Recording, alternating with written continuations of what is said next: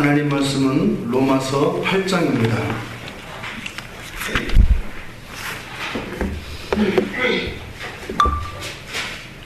로마서 8장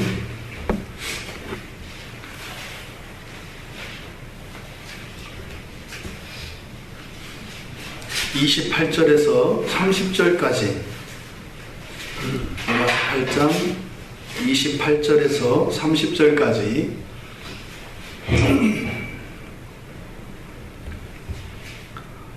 우리 같이 한 목소리로 함께 읽겠습니다. 우리가 알거니와 하나님을 사랑하는 자, 곧 그의 뜻대로 부르심을 입은 자들에게는 모든 것이 합력하여 선을 이루느니라. 하나님이 미리 아신 자들을 또한 그 아들의 형상을 본받게 하여 미리 정하셨으니, 이는 그로 많은 형제 중에서 맏아들이 되게 하려 하심이니라. 또 미리 정하신 그들을 또한 부르시고, 부르신 그들을 또한 의롭다 하시고, 의롭다 하신 그들을 또한 영화롭게 하셨느니라. 아멘. 잠시 기도하겠습니다.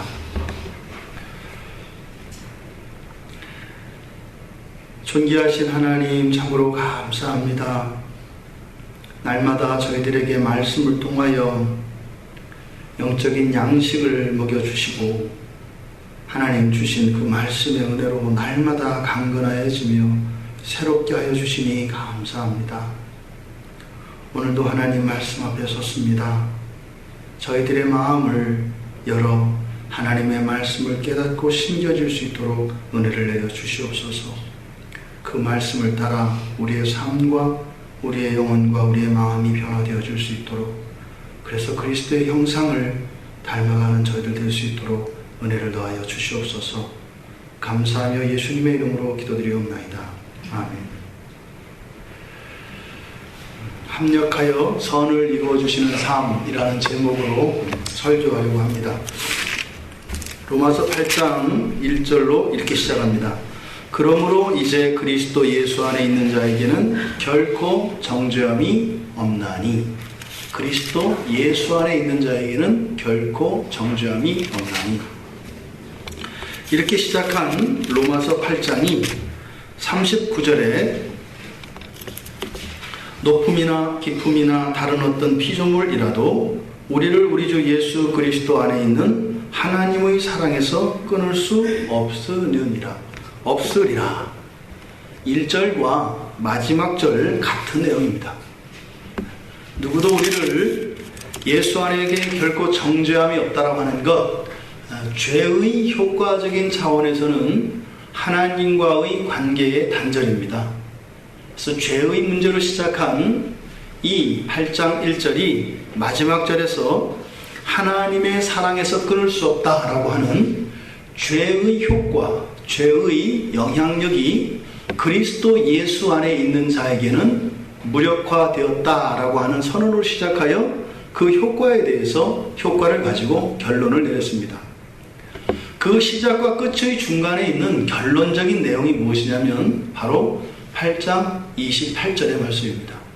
그것이 무엇이냐면 예수 그리스도 안에 있는 자들, 1절과 마지막 절에서 예수 그리스도 안에 있는 자들이라 명명되어진 이들을 28절에서는 하나님을 사랑하는 자, 곧 그의 뜻대로 부르심을 받은 자라고 이야기를 합니다. 그들에게는 어떻다고요? 모든 것이 합력하여 선을 이룬다라고 하는 결론을 28절에서 이야기하고 있는 것입니다. 그런데 그것은 최종적인 결론은 아니죠. 최종적인 결론은 바로 하나님의 사랑으로 달려가게 되어 있습니다. 이렇게 우리를 날마다 협력하여 선을 이루게 하시는 그 이유, 목적에 대해서 바로 29절과 30절이 설명하고 있는 것입니다. 우리말 성경에서는 바로 29절 이후에 29절에서 선을 이루느니라, 그리고 하나님이 이렇게 바로 이어집니다만 헬라어 성경에서는 앞에 접속사가 붙어 있습니다. 왜냐하면 이라고 하는 접속사가 붙어 있습니다. 그래서 28절의 근거에 대해서 29절과 30절이 이야기해 주는 것입니다. 결론은 모든 것이 예수 그리스도 안에 있는 사람에게는 모든 것이 합력하여 선을 이룬다 라고 하는 선언입니다.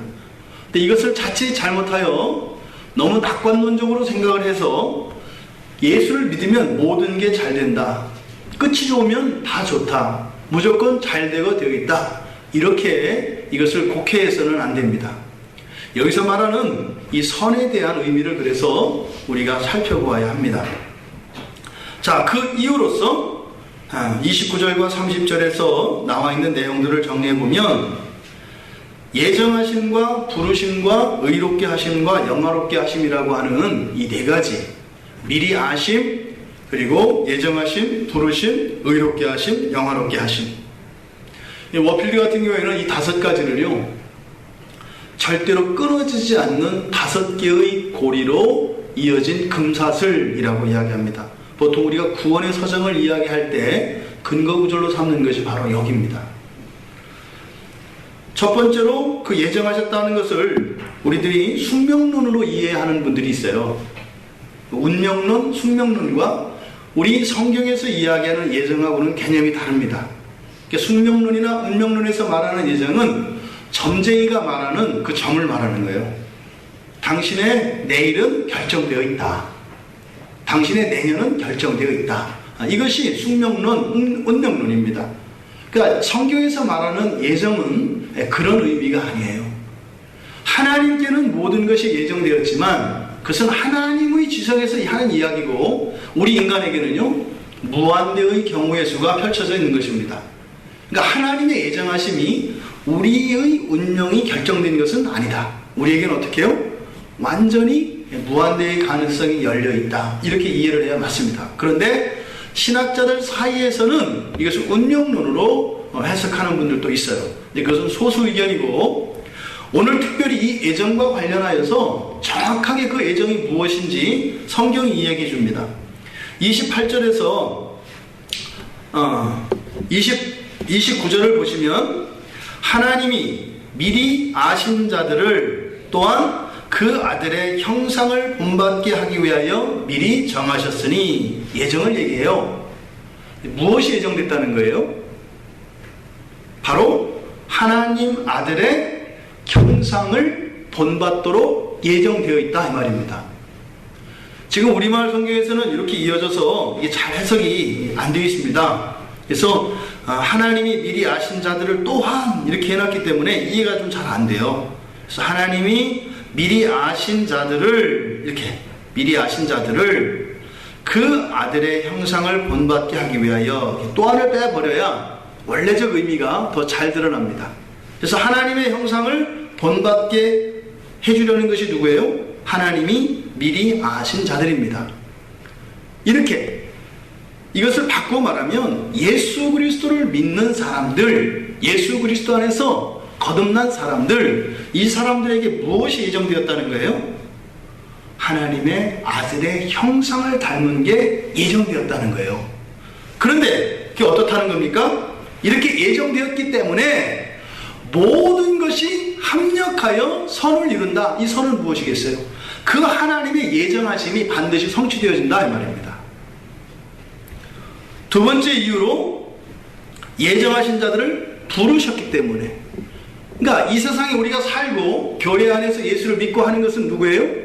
그 예수님의 형상을 담도록 미리 정하신 그 자들을 부르셨고, 이 신자들이 그 사람들이기 때문에, 그 부르심을 따라 나온 사람들이기 때문에 이 사람들은 예정 안에 있는 사람들이고, 그 예정은 예수 그리스도의 형상을 담게 되어 있기 때문에 하나님의 부르심을 받고 나온 이 사람들은 반드시 어떻다?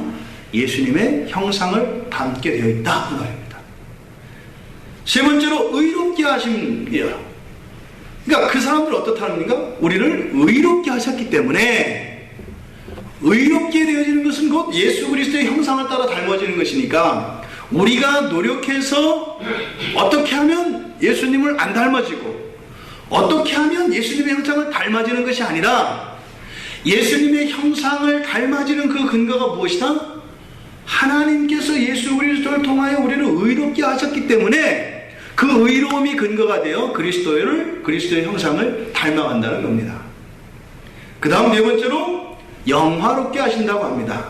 이 영화롭다라고 하는 것은 하나님이 태초에 창조하셨을 때 보시기에 심히 좋았던 상태, 피조물들을 통해서 그 피조물들의 개성과 그 개체의 다양성들은 나타나되 모든 것들 안에서 하나님의 영광이 드러나는 상태를 영화롭다고 합니다. 이 다음에 예수님이 오셔서 이 세상을 심판하시고 믿음 안에 있는 백성들을 영원한 구원 가운데 부활시키셔서 완전한 전인으로 우리 사람들을 만들어 주실 것입니다. 그때요, 우리가 이렇게 평촌광야교회 처음 개척했던 거 다 기억이 납니다. 우리는 이렇게 까먹잖아요.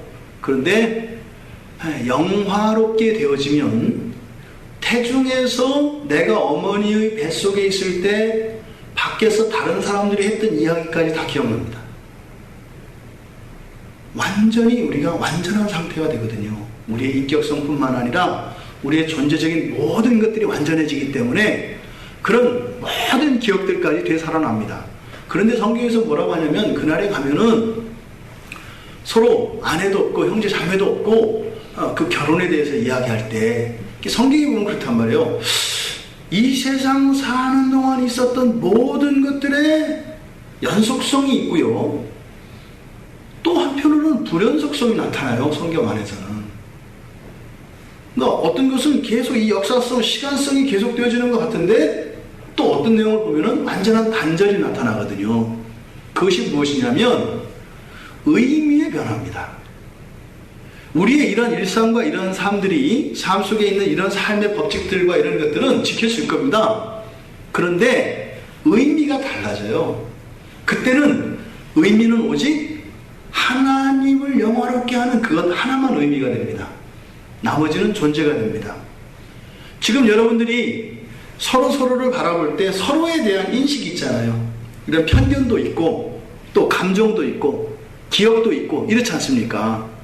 그런데 그날에는 어떻게 된다는 거예요? 이 영화의 상태에 가면 이런 사물을 볼지라도 하나님의 영광만 나타난다는 거예요.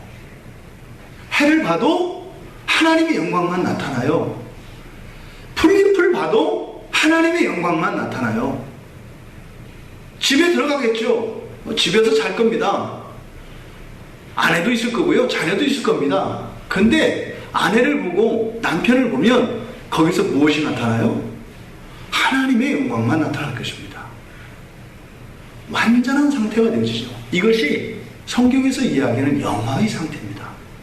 그러니까 우리가 하나님에 대한 생각이 잠깐 멈춰지고 과거를 회상할 수 있는 기회가, 하나님께서 그런 기회를 허락해 주신다면 우리가 이 세상을 살며 있었던 모든 시간과 모든 사건들의 모든 것을 다 기억해낼 수 있다고요. 숨 한번 들이쉬고 내뱉을 때 일어났던 감정의 변화와 모든 걸 표현할 수 있다고요. 그런데 그럴 틈이 없어요. 왜요? 완전히 하나님의 영광에 몰입되어 있기 때문에. 그리고 그 영광은 어떻게 해요? 시간이 가면 갈수록 더 커져갑니다. 여호와의 영광의 빛이 더해갑니다. 그러니까 잠깐도 뒤돌아볼 견눈질 팔 게 없어요. 노동하겠죠. 왜요? 하나님께서 아담을 만드셨을 때 이 창조 세계 전체를 정복하고 다스리도록 문화명령을 주셨잖아요.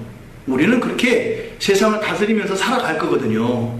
그런데 이런 통치작용이나 이러한 사역들을 가지고 우리가 스트레스를 받거나 무엇을 해야 될 것인가에 대한 고민이 없을 거예요.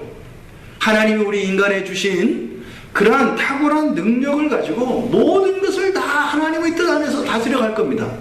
그런데 그러한 노동 속에서도 무엇이 나타나요?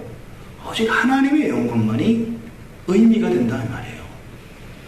이렇게 우리를 믿음 안에서 하나님께서 영화롭게 하셨기 때문에 그러한 영화로운 상태에 도달할 수 있는 것은 예수 그리스도의 형상밖에 없습니다. 우리가 시간 속에서는 하루하루 신앙생활을 하며 또 온전을 향하여 나아갑니다만 영혼의 관점에서는 무엇이에요? 이미 우리가 영화롭게 되었다.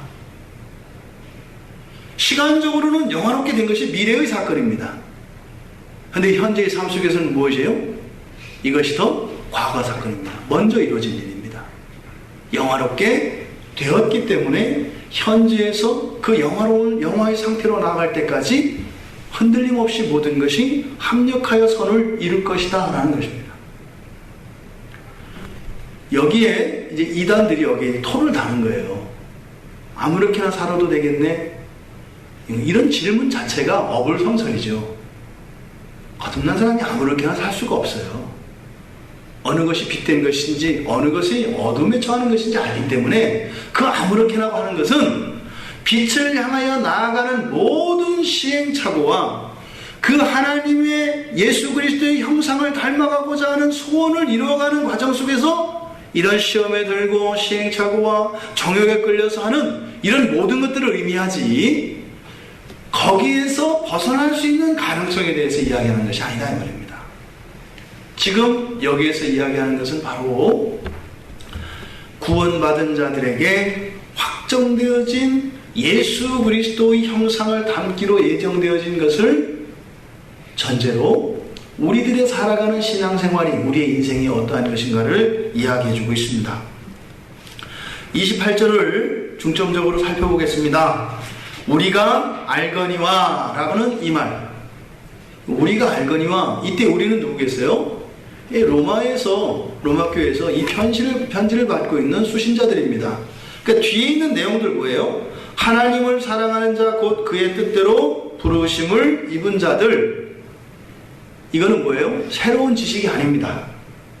이미 다 알고 있는 내용이다 이 말입니다. 그리고 이것은 개인적으로 체험되어진 개인적인 지식이 아니에요. 이것은 우리라고 하는 공동체 안에서 경험되어졌고 합의되어진 상식과 같은 내용입니다. 그것이 하나님을 사랑하는 자는 곧 그의 뜻대로 부르심을 입은 자들이다 라고 하는 내용입니다. 이 표현은 구약의 신명기적 표현이에요. 이 표현이 사도 바울이 쓰는 표현이 아니라 구약에서 많이 사용되어지는 표현입니다. 이것을 신명기적이라고 하는 것은 하나님을 사랑하는 자들은 하나님의 말씀대로 하나님의 계명을 지키는 사람들이다 라고 하는 이것이 이미 유대의 전통 속에서 그리고 구약 백성들에게는 이미 인식되어져 있는 그런 내용입니다. 하나님을 사랑하고 그의 계명을 지키는 자의 사도 바울적 표현이 하나님을 사랑하는 자 곧 그의 뜻대로 부르심을 입은 자들이라는 것입니다. 이때 하나님을 사랑하는 사람은 그 뜻대로 부르심을 받은 이들이다 라고 하는 이 표현, 이것은 하나님을 사랑한다는 것이 목적론적이다라는 것이에요. 사랑은 우리의 감정의 한 표현입니다. 근데 사랑은 명사가 아니라 동사라고 그랬죠. 사랑은 하는 것이라고 그랬죠. 사랑은 이러한 어떤 명사적 개념보다는 명사적 개념이 되면 추상명사가 되어버리죠. 그런데 이 사랑은 동사적으로 역사하는 것입니다. 영향력이 있는 것이고요, 변화시키는 것이고요, 하나님의 능력이 나타나는 것이 이 사랑입니다. 이 사랑하는 것, 그러니까 부르심을 받은 것은 바로 하나님과의 사랑의 사귐, 하나님과의 이 사귐이 바로 우리를 부르신 목적인데, 이 하나님과의 사귐, 그 사랑의 사귐이라는 것이 창조에서는 어떻게 나타나요? 하나님께서 주신 통치 행위로 나타나는 것입니다. 여호와 하나님을 사랑하고 우리가 이웃을 사랑하죠. 하나님을 사랑하는 게 어디서 나타나요? 이웃을 사랑하는 데서 나타난다고요. 우리의 이웃에 대한 사랑이 어디서 나타나요? 하나님을 향한 사랑에서 나타난다고요. 그래서 하나님께서 우리를 부르신 목적이 통치와 관련되어 있는데, 그 통치라는 것은 세상, 이 피조세계 전체에 대한 사랑의 사귐이라면, 보다 근본적으로는 하나님께서 사람을 부르신 것은 하나님과 우리의 사귐을 이야기한다 이 말입니다. 그것이 우리가 예전에 살펴보았던 에덴 동산에서 함께 거니시던 그때 창조주 하나님이 피조물인 인간과의 성령 안에서의 완전한 사랑의 사귐을 말씀드렸지 않습니까? 이러한 사랑은 그래서 사랑이라는 것은 하나님의 의지와 하나님의 이런 목적이 드러나 있는 것이 사랑입니다. 감정적으로만, 존재론적으로만 가까워지는 것이 아니라 이 하나님과의 사랑이라는 것은 창조와 관련되어 있다 이 말입니다. 이것은 뒤에 가서 그 선에 대해서 이야기할 때 좀 더 추가적으로 이야기를 하겠습니다. 오늘 성경은 이렇게 하나님을 사랑하는 사람, 그 하나님의 뜻대로 부르심을 입은 자들에게는 특권이 있다고 이야기하는 것이에요. 그 특권이 바로 28절 하반절에 있는 그 내용입니다. 모든 것이 합력하여 선을 이룬다. 엄청난 얘기예요. 모든 것이 합력하여 선을 이룬다. 엄청난 얘기라고요. 그리스도인은 하나님께서 창세전에 예정하여 하나님의 백성된 자들의 삶은 나선형의 삶입니다. 나사산 말하는 거죠. 이렇게 빙빙 돌면서 하늘로 이렇게 올라가는 나선형적 삶이에요. 나선형은 이 아래에서 위를 향하여 끊임없이 진전하죠. 전진하죠. 끊임없이. 단 한 번도 뒤로 물러서는 법이 없습니다. 항상 어떻게 해요? 출발점에서 출발하는 순간부터 계속 하늘을 향하여 더 높아진다 이 말입니다. 그런데 하늘을 향하여 올라가는 직선적 삶이 아니라, 직선이면 어떻게 해요? 하늘을 향하여 상승하는 것이 항상 느껴지죠. 경험되죠. 직선이면. 근데 직선이 아니라 사선을 그리며 올라가기 때문에 항상 이 점의 이동이, 위치가 아래쪽에서 위쪽으로 항상 위로 올라가고 있습니다만, 그 시간 속에서는 본인에게는 어떻게 경험돼요? 올라갈 때도 있고 떨어질 때도 있다고요. 이해되시죠? 이해되죠? 전체를 하나의 선으로 보면 올라가는데, 그 직선과 같은 올라감 속에는 어떻게 해요? 회전이 있다 이 말이에요. 이렇게 나사처럼 회전을 하기 때문에 올라가는 중에서도 올라갈 때가 있고 올라가는 중에 떨어질 때가 있다 이 말이에요. 우리가 날마다 성령의 작용으로 거룩하게 되어지고 온전해져 가는데 항상 경험되는 것은 아니다. 반대로 어떻게 해요? 뒤로 물러나는 것 같은 경험을 할 때가 있다 이 말이에요. 언제요? 나사산이 극적으로 올라갔다가 떨어질 때죠. 하지만 정지 상태에서 도는 것이 아니라, 원을 그리고 도는 것이 아니라 올라가면서 원을 그리며 올라가는 것이기 때문에, 심지어는 나 자신이 침체되고 떨어져 있는 것, 하나님과 멀어지는 것 같지만 최고의 상태에 비해서 떨어지고 있지만 사실은 어떻게 해요? 출발점에서 볼 때는 항상 올라가고 있다 이 말이에요. 그리스도인들은 바로 모든 것이 합력하여 선을 이룬다는 의미가 이런 거예요. 극단적으로 이럴 수는 없지만, 극단적으로 제가 예수를 믿습니다. 근데 제가 목사 그만두고요, 교회가 안 나고요, 성경도 안 보고요, 절에 가서 스님이 됐어요. 잘 이해하셔야 돼요. 지금 제 전제가 제일 중요해요. 저는 뭐예요? 구원 받은 사람이거든요. 예수 믿는 사람이라고는, 이거는 확고한 거예요. 목사가 스님이 될 수 있어? 그거 배교 아니야? 그건 안 받아. 이렇게 하면 안 된다 이 말이에요. 이건 전제하에 가는 거예요. 그마저도 어떻다라는 거예요?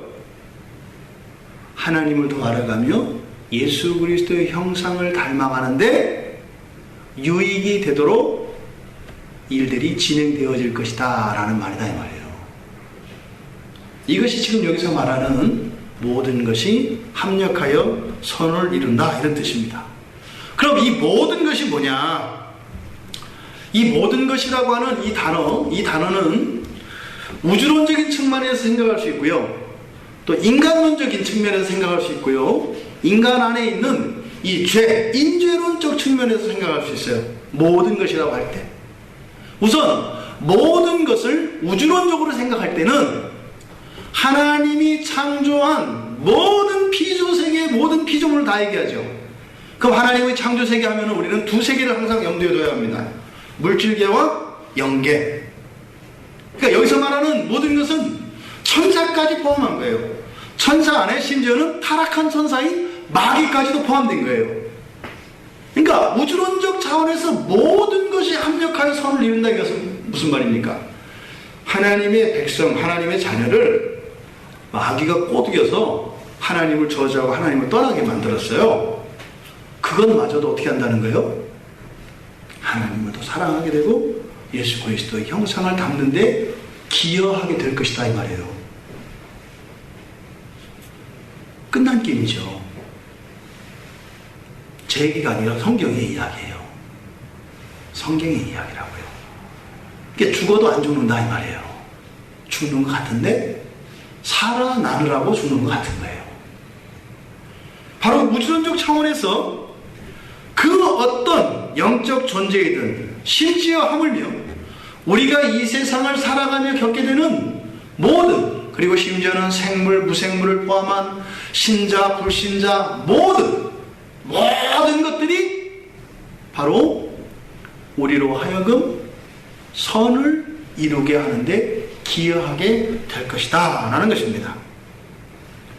인간론적으로는 그 얘기하기 전에 이 우주론적인 측면에서 우리가 제일 힘들어하는 것이 이것에 대한 의미예요.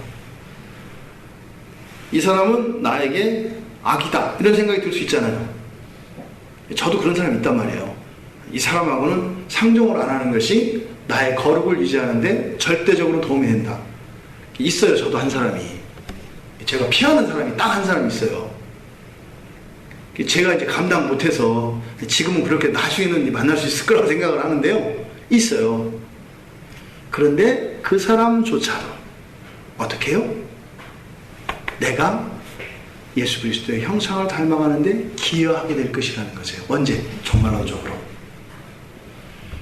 그러니까 결국에는 나와 관계를 맺고 있는 모든 사람들에게 나는 결국은 어떻게 되는 거예요? 빚지는 거죠.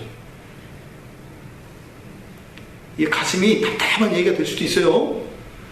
그 원수 같은 사람한테도 그 당한 것조차 내가 빚진 거라고 지금 얘기하는 거거든요. 실제로 그래요. 실제로. 내가 미워하고 증오하고 혐오하며 기피하는 사람조차도 결국에는 어떻게 해요? 그를 통하여 내가 그리스도를 닮아가기 때문에 종말론적으로 보면 그 사람들에게 감사하게 된다는 거예요. 여기서 주의사항이 있죠. 그 사람은 자랑하면 안 돼요. 그죠? 내가 당신을 괴롭혀서 당신이 예수를 닮았잖아. 나는 당신의 은인이야. 이렇게 하면 아니죠. 그거는 못된 거 맞아요. 못된 거 맞고 나한테 피해를 입힌 가해자 맞아요. 그런데 그것을 하나님께서 오히려 선으로 바꾸신다 말이죠.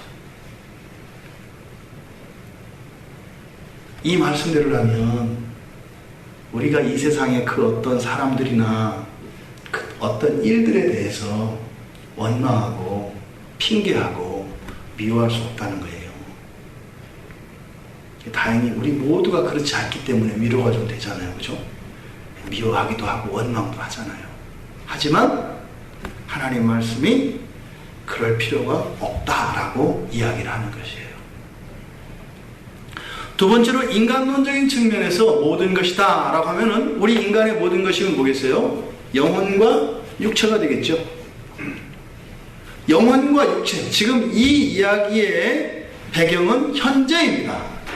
아직 완전하지 않은 상태의 현재예요. 이때 인간의 모든 것이라고 하는 영혼과 육체가 완전하지 않은 상태이죠. 병들 수 있고 시험에 들 수 있고 죄 가운데 들 수 있고 정욕에 휩싸일 수도 있죠. 나의 생명이 언제 끝날지도 모르는 필멸적 육신을 가지고 있죠.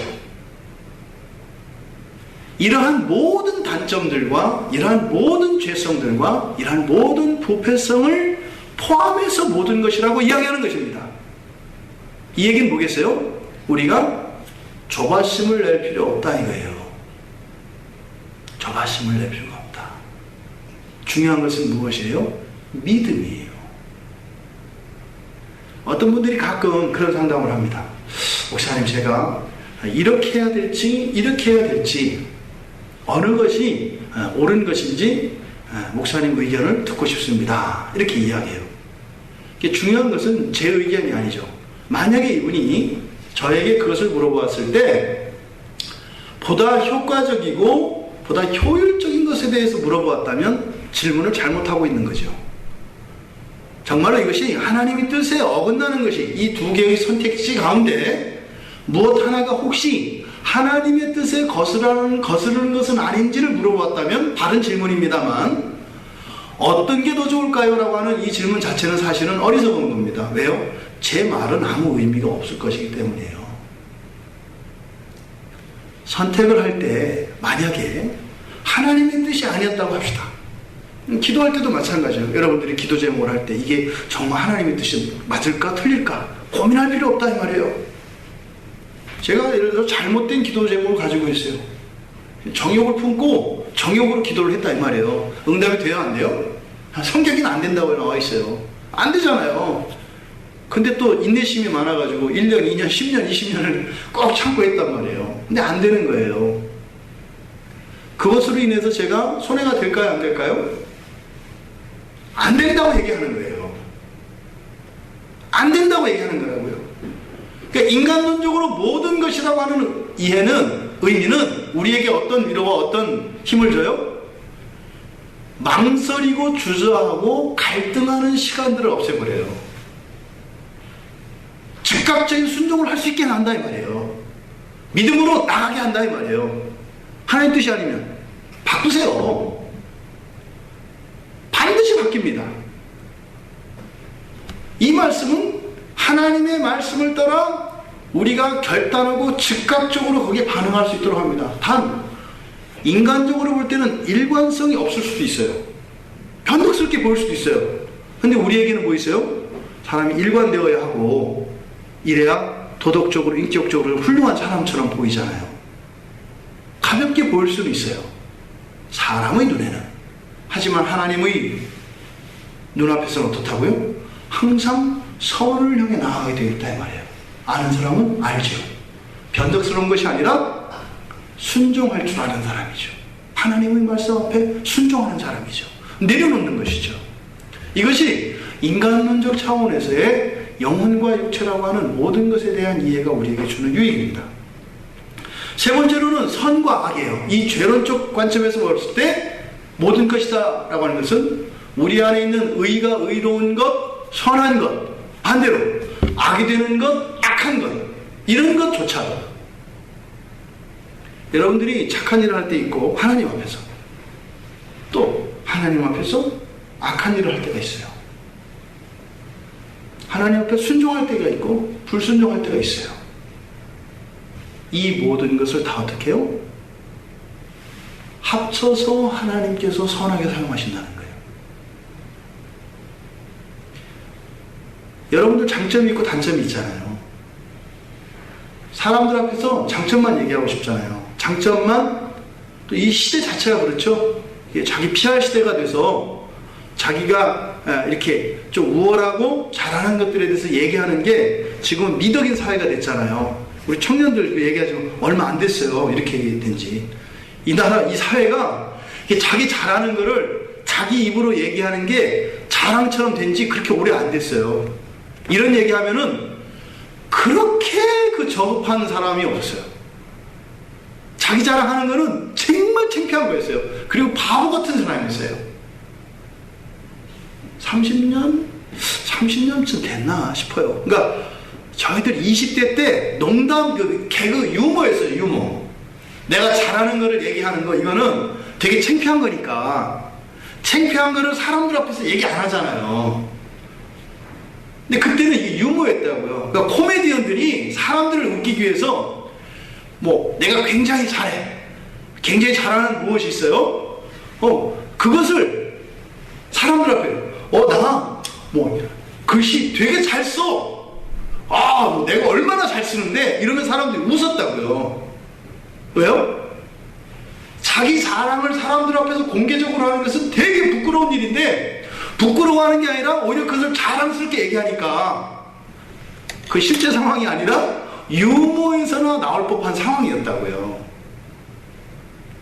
그러니까 이렇게 살았던 사람이니 이 시대에 적응이 되겠어요? 어렵단 말이에요. 마음속에서는 그런 걸 얘기하려면 이렇게 붙잡잖아요. 그 다른 사람들은 또 어떻게 해요? 그렇게 얘기 안 하면 그 사람은 그런 사람이 아닌 거죠. 지금 시대는 그렇게 됐잖아요. 그런데 어떻다? 그런 유행의 사조 이런 거 염려할 필요 없다. 모든 것이 합력하여 선을 이룬다. 내 안에 있는 좋은 것이든 나쁜 것이든 이 모든 것을 하나님이 한꺼번에 사용해서 발라내지 않고 함께 보신다 이 말이에요.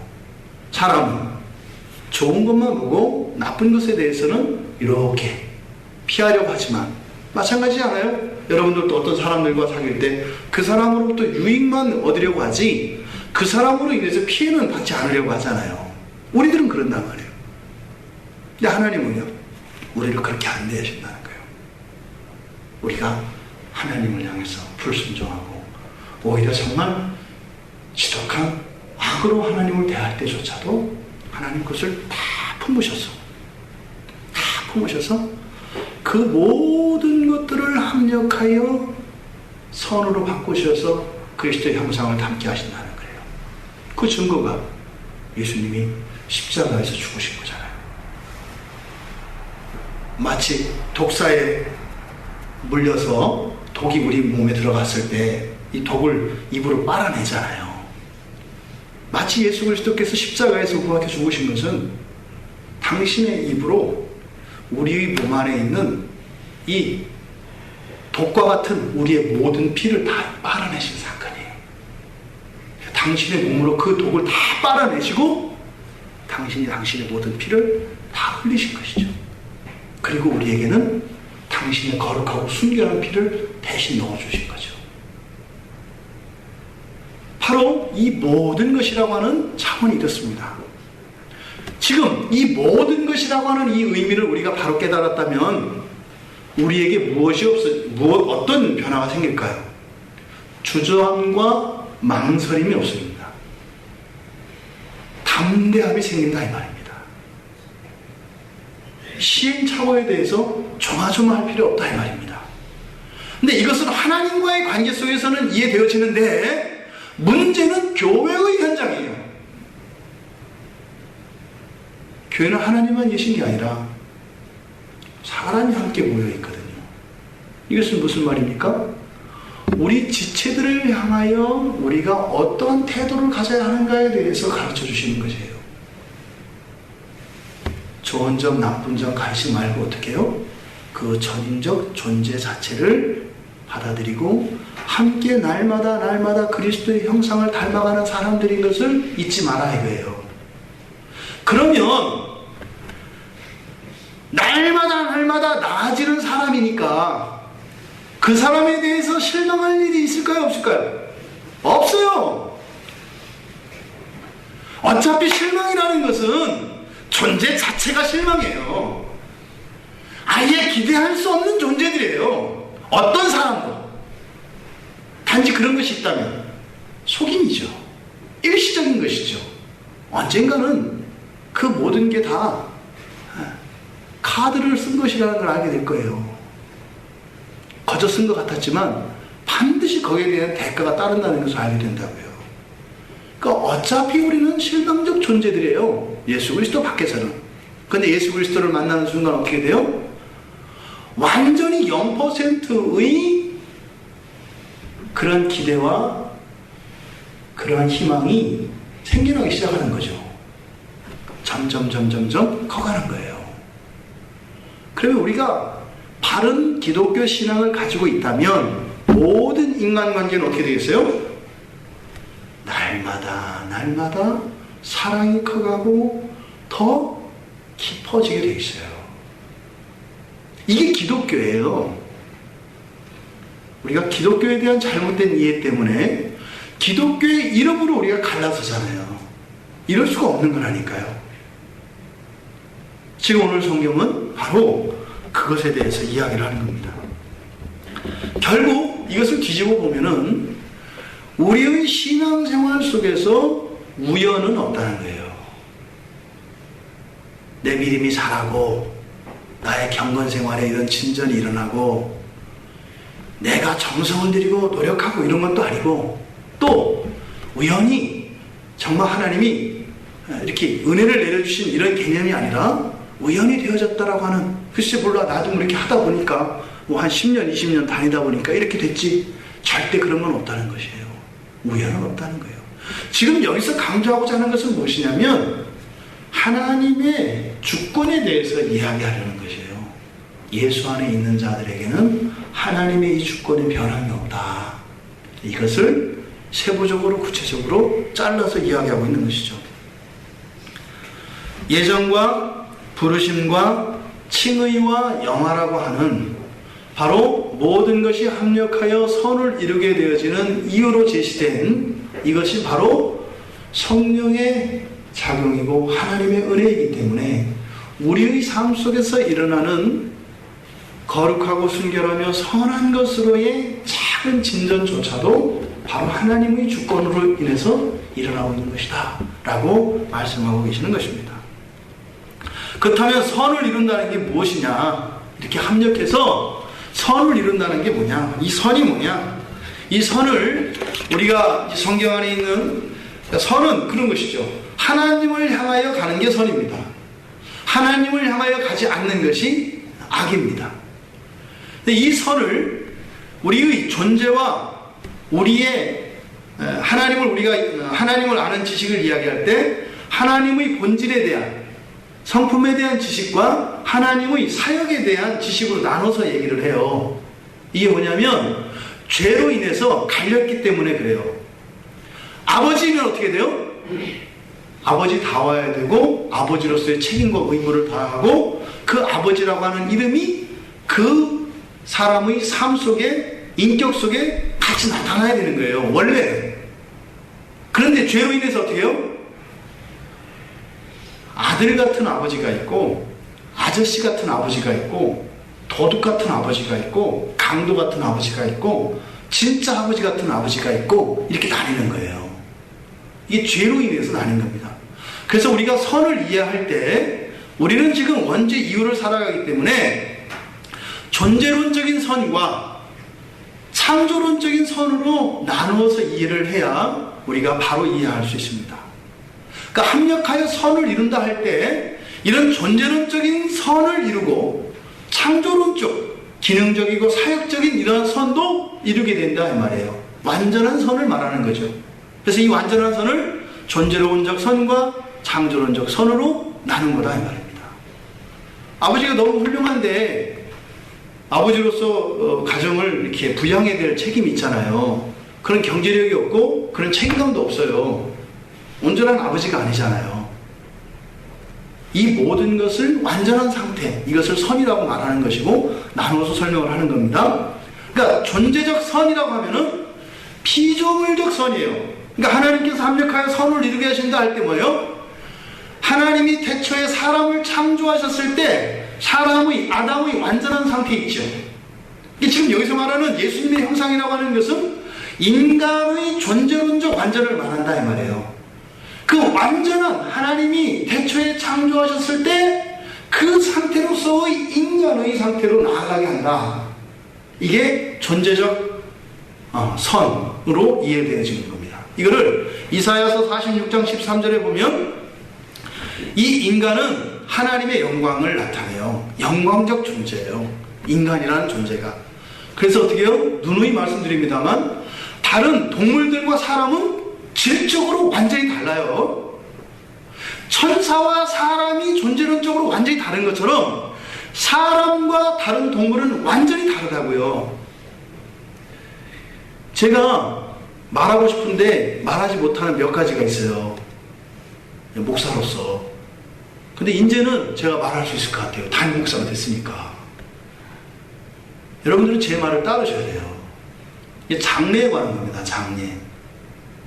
장례에서 화장을 하고 안 하고 하셔도 되고 안 해도 돼요. 근데 성경은 뭐라고 얘기할까요? 화장을 하면 될까요? 안 될까요? 안 돼요. 제가 이 얘기하면 돌 맞죠. 만약에 그 다른 부교 목사로 하면서 이 얘기하면 저 쫓겨납니다. 왜요? 기독교인의 70%가 화장을 하거든요. 왜 안 된다고 하냐면 사람의 몸은 고깃덩어리가 아니에요. 하나님의 형상이 사람 몸에 있어요. 영혼만 하나님의 형상을 담지하고 있는 게 아니라 사람의 몸 자체도 하나님의 형상을 담고 있어요. 왜 여러분들 목욕하시고 화장하고 하도록 왜 교회에서 내버려 둘까요? 하나님의 형상을 닮았기 때문에 아름다움을 추구하는 것은 선이기 때문에 그렇게 하라고 하는 거예요. 사람의 몸은 죽고 나면 똑같은 시체라고 생각하시면 안 돼요. 앞으로는 우리 교회 안에서는 할 수 있는 한 화장이 없기를 바랍니다. 시신조차 귀하게 여기시기를 바랍니다. 육신 자체를 특별한 의미를 두자는 것이 아니에요. 하나님의 형상을 담지하고 있는 전인적 인간으로서의 그 가치가 보존되어야 된다고 말씀을 드리는 거예요. 유교적 사상이 많이 비슷하다니까요. 신체 발부는 수지 부모다 할 때 수지 부모의 그 부모가 하나님이에요. 신체 발부는 수지 하나님이라. 예수 그리스도의 지체예요. 하나님의 지체예요. 소중히 의셔야 합니다. 그래서 여러분들 건강 챙기시라는 거예요. 그게 하나님 섬기는 거라니까요.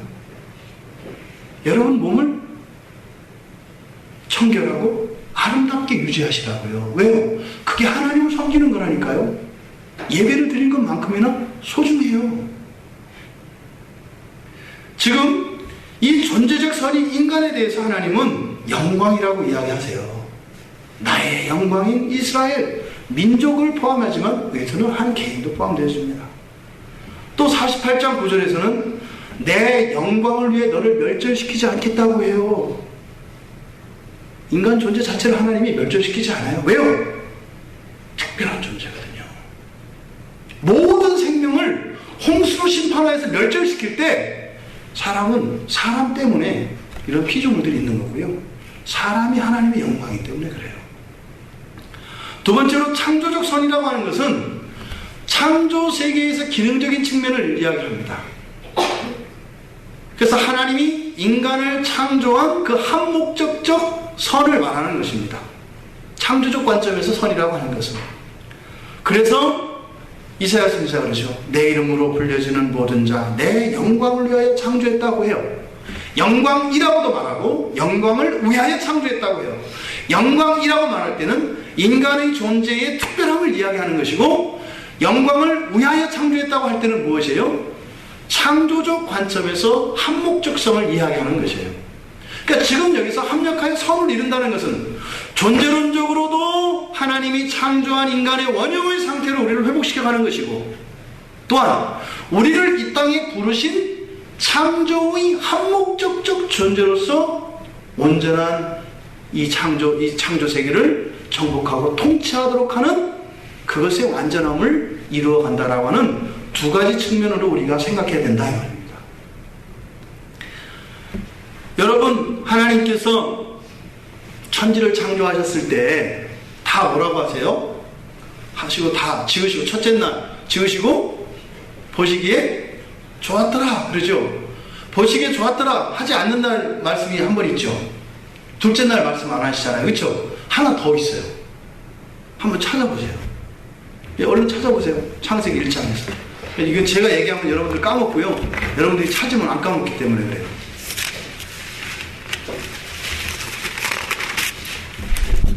첫째 날부터 여섯째 날까지 쭉 하나님께서 다 지으시고 밤이 되고 낮이 되니 첫째 날이다 둘째 날이다 이렇게 쭉 얘기를 하시는데, 다 보시기에 좋았다 보시기에 좋았다 이렇게 말씀을 하세요. 근데 하나님의 창조와 관련해서 하나님이 무엇인가를 지으시고 보시기에 심히 좋았더라 하지 않은 피조물이 있어요.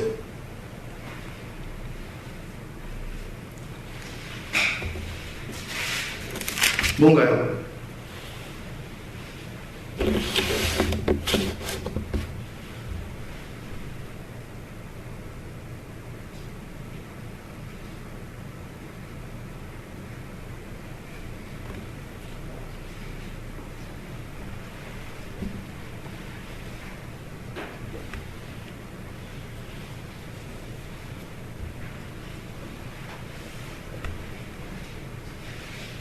찾으셨어요?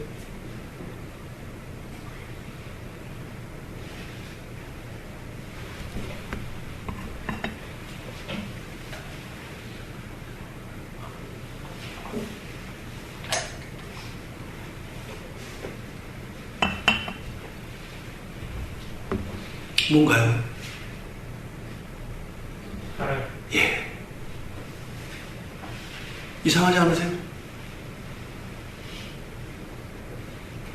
다른 피조물들은 다 하나님께서 뭐라고 하셨어요? 보시기 좋았다 그래요.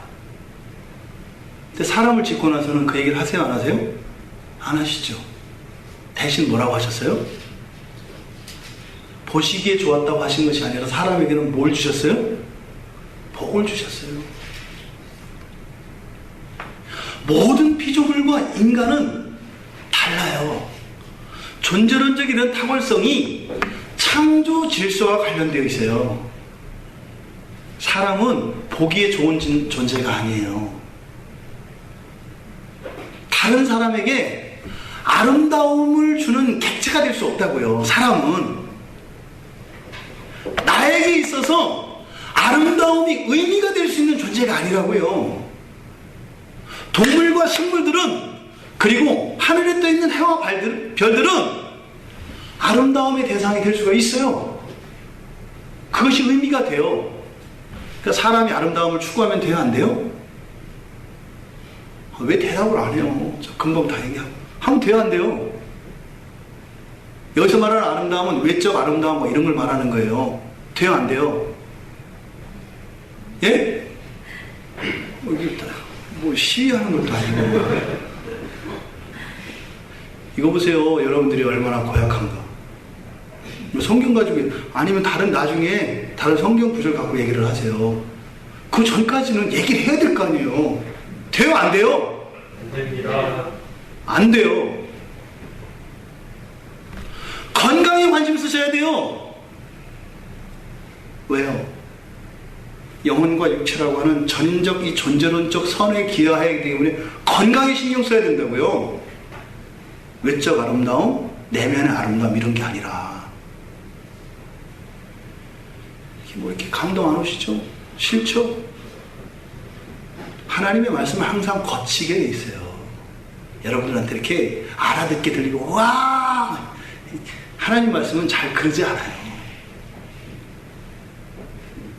큰일 났죠. 여러분들이 알았는데 어떡할 거예요? 책임은 여러분들한테 넘어간 거예요. 여러분의 아름다움에 신경 쓰지 마시고 건강에 신경 쓰십시오. 그런데 성경에서 뭐라고 했어요? 복을 주셨죠. 그러니까 사람의 아름다움은 어디서 나와요? 이 하나님의 복을 온전히 누리는 데서 나와요. 근데 그 아름다움은 뭐겠어요? 하나님의 형상이 드러남으로써 우리의 아름다움이 있는 거예요. 그러니까 우리의 아름다움은 존재론적 아름다움이고, 이런 창조론적 관점에서는 하나님이 주신 이 복을 가지고 이 세상을 잘 다닐 때, 자기 역할을 잘 할 때 진정한 아름다움이 나온다고요. 근데 조금만 여러분들이 진지하게 생각해 보세요. 맞다고 이해되실 거예요. 누가 제일 아름다운지.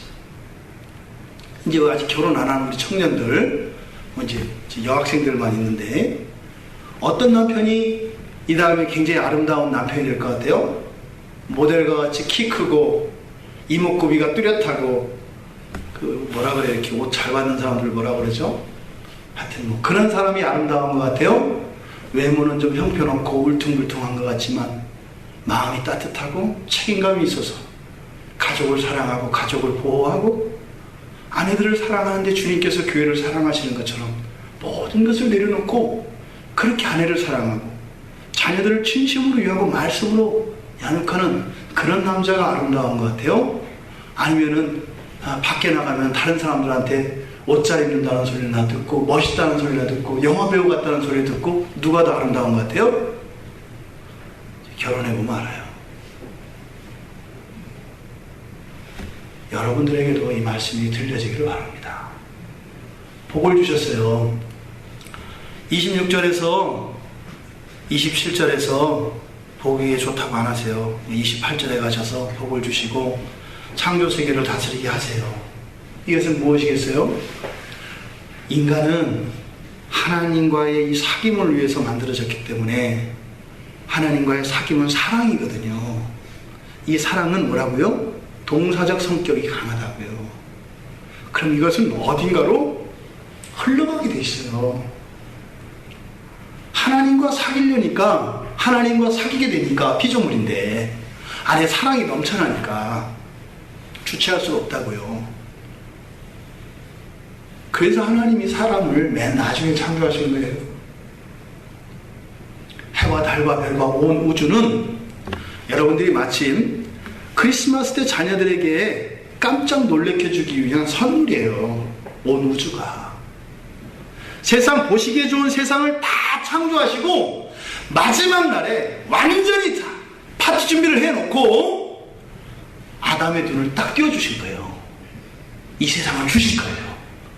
이 세상은 사람을 위해서 있는 거예요. 왜요? 하나님과 사귀기 위하여, 하나님의 영광을 위하여, 하나님의 영광으로 지음을 받은 인간이기 때문에 하나님과의 사귐 속에서는 넘쳐나는 사랑이, 이 관계의 근본인 사랑이 인간에게 묻어나기 때문에 이것이 어디론가 또 흘러가야 돼요. 그것이 어떻게 해요? 창조 세계를 다스리는 일을 통하여 나오는 거예요. 더 나아가서는 사람들과의 관계 속에서 이 사랑이 구현되도록 하신 것이에요. 죄가 이것을 끊어놓은 겁니다.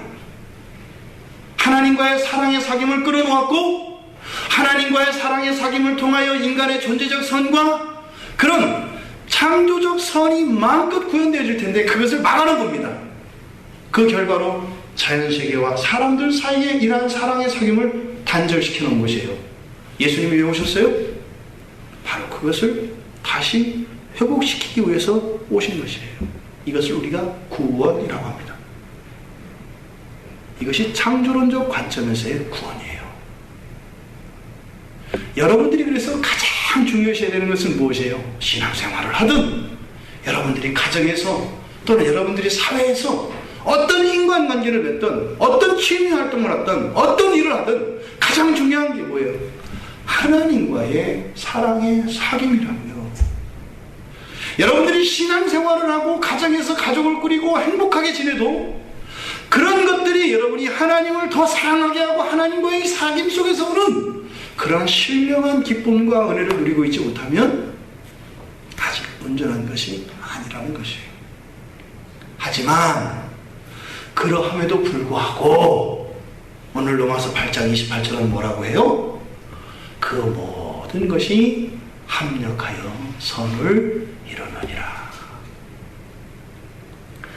우리의 한계와 연약함과 부족함을 늘 인식하고 있어야 합니다. 하나님의 은혜를 구해야 합니다. 하지만 어떤 경우에도 낙심하지 마십시오. 두려워하지 마십시오. 염려하지 마십시오. 단지 순종으로 하나님 말씀을 따라 살아가십시오. 그러면 모든 것을 합력하여 선을 이루시는 하나님의 놀라운 은혜를 볼 것입니다. 그래서 1절과 맨 끝에 39절에서 앞뒤로 이렇게 못을 박아놓은 거예요. 예수 그리스도 안에서는 이 사랑은 아무도 끊을 자가 없다. 예수 그리스도 안에서는 그 무엇도 정죄할 수 없다 라고 이야기를 하는 것이에요. 뒤에 보면은 그 누구도 방해할 수 없다 이런 이야기가 계속 나와요. 누구도 이게 네 번이 나오는데 31절, 32절, 31절에 보면 누가 우리를 대적하리요? 그죠? 누가 우리를 대적하리요? 예수님이 우리의 힘이 되어 주신다. 이렇게 나옵니다. 33절에 누가 고발하리요? 하면서 또 예수님 때문에 우리가 그렇게 고발받지 않게 되었다라고 얘기를 합니다.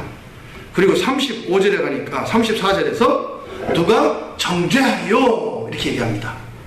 왜요? 예수님께서 이미 우리의 구세주가 되어주셔서 해결해 주셨기 때문에 그럴 수 없다. 또 35절에 가면 누가 우리의 그리스도의 산에서 끊겠느냐 이렇게 얘기를 합니다. 그 뒤에 이야기들이 나와요. 환난, 곤고, 박해, 기근, 적신, 위험, 칼. 이것은 비유적인 표현들이죠. 우리가 이 세상 살아가며 힘들어하고 싫어하는 것들입니다.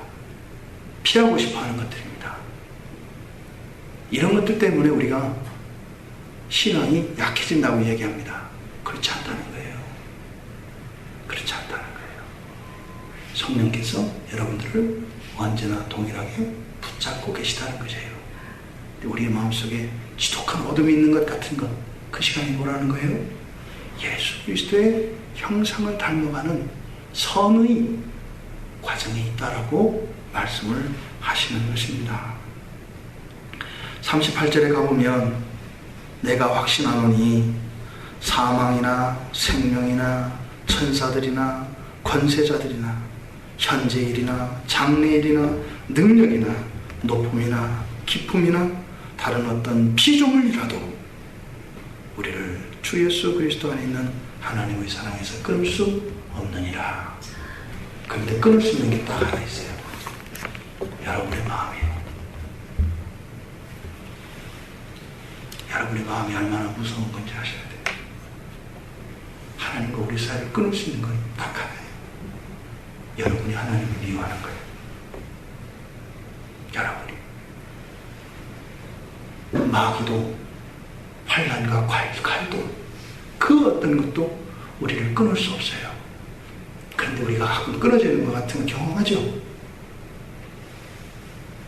환경 때문이거나 그런 것 때문이 아니라는 거예요. 왜요? 내가 끊어낸 거예요.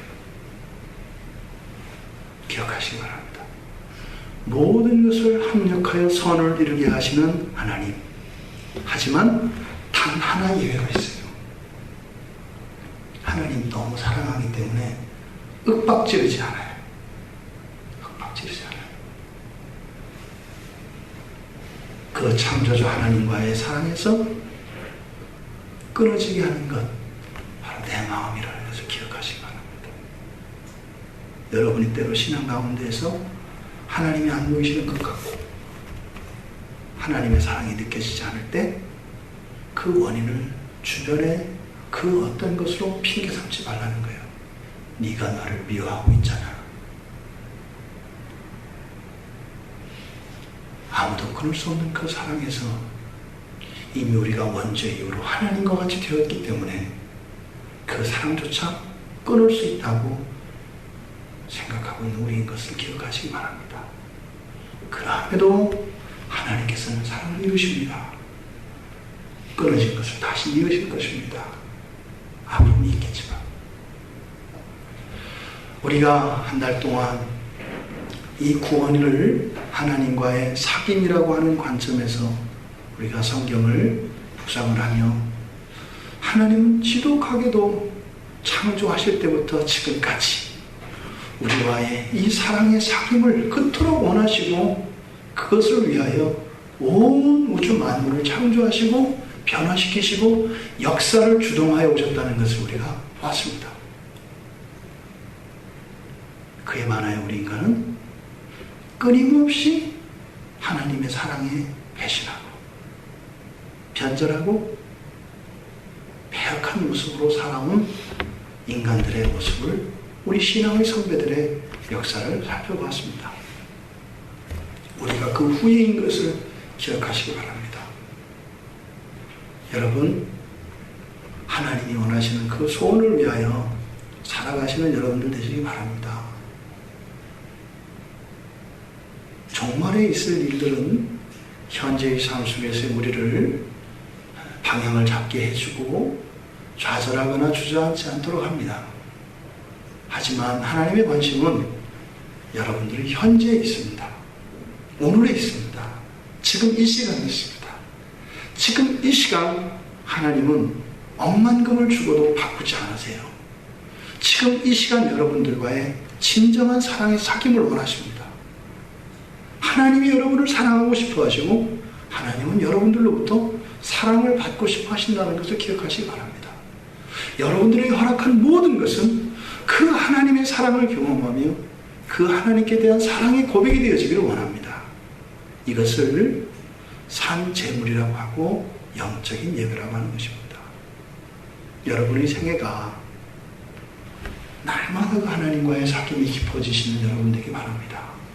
바로 이것을 위하여 예수 그리스도께서 이 땅에 오셨던 것이고, 이것을 위하여 예수님이 죽어주셨는데, 정작 가장 본질적이고 가장 중요한 것은 제쳐놓고 그 부수적인 것들에 만족하며 그것을 탐닉하며 살아가는 우리들을 볼 때 얼마나 불쌍하고 안타깝습니까? 우리들의 모든 인생이 이렇게 변화되어지기를 바랍니다.